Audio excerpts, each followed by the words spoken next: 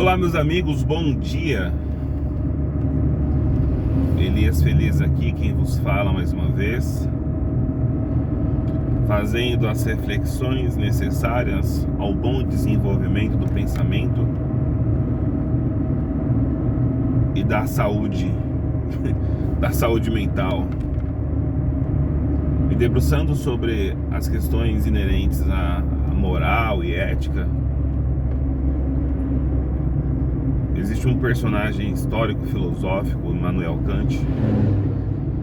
que desenvolve a sua filosofia com base no imperativo categórico, onde a sua ética deontológica aponta para o princípio da obediência à lei, da obediência às regras de conduta, para a obediência dos sistemas legais constituídos perante uma sociedade, aonde a organização da polis, aonde os seus representantes maiores determinam através de um conjunto de normas, leis e princípios que vão organizar o bom funcionamento daquela sociedade. A ética de Kant,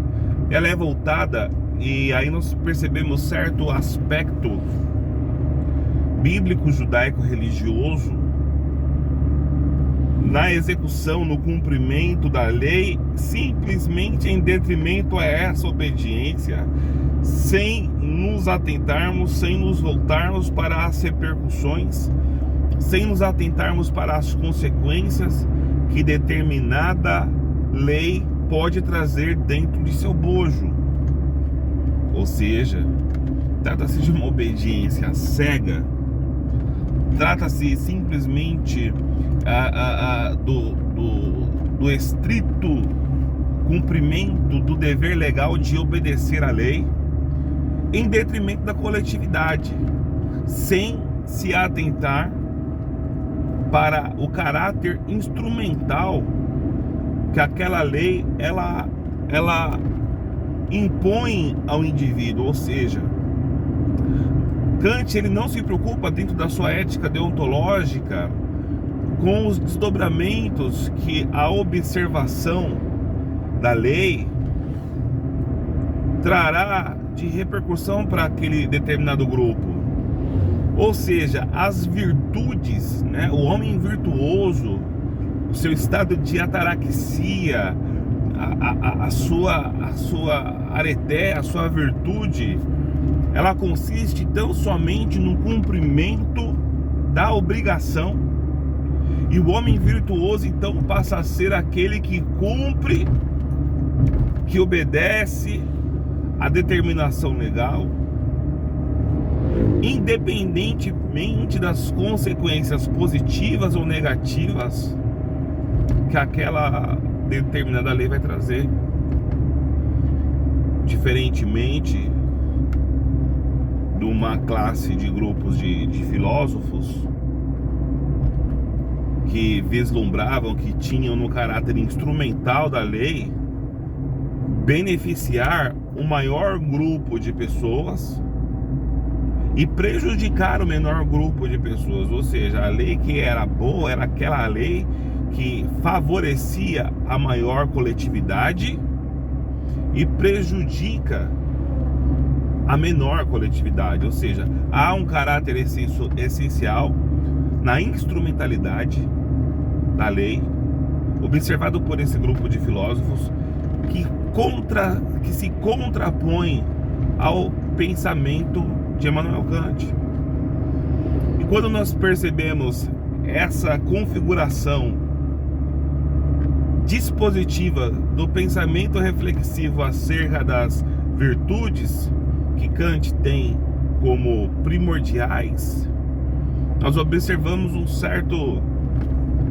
desalento na alma do indivíduo, que agora ele é incapaz de pensar por si mesmo e deve seguir de forma rigorosa o estabelecimento de uma lei que muitas vezes não trará qualquer benefício à coletividade, seja uma maioria ou minoria. E essa comparação que nós fazemos com o princípio ético, moral, deontológico de Kant, ela precisa vir acompanhada de uma reflexão. E aí, analisando a contemporaneidade, se observa que determinadas práticas religiosas imputem na cabeça dos seus fiéis necessariamente o pensamento ético de Kant, já que o indivíduo, nesse caso aqui o fiel, o virtuoso, é aquele que segue uma fé dogmática, é aquele que cumpre o preceito estabelecido pelo sacerdote, sem exercer qualquer tipo de crítica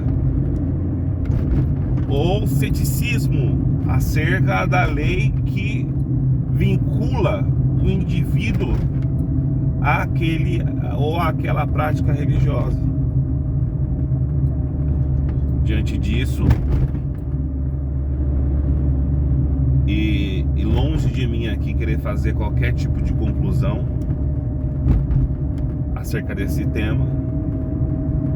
se observa a necessidade de analisar as duas bases de pensamento, tanto o caráter instrumental da lei, que faz oposição ao pensamento de Kant, para que somente assim nós, enquanto indivíduos dotados de capacidade cognitiva para acertarmos e errarmos por nós mesmos, possamos desenvolver a ética, desenvolver moral dentro do seio de qualquer tipo de grupo, de forma racional e lógica. Muito obrigado aí por ter nos acompanhado até o final do nosso vídeo, desejando a todos um excelente dia.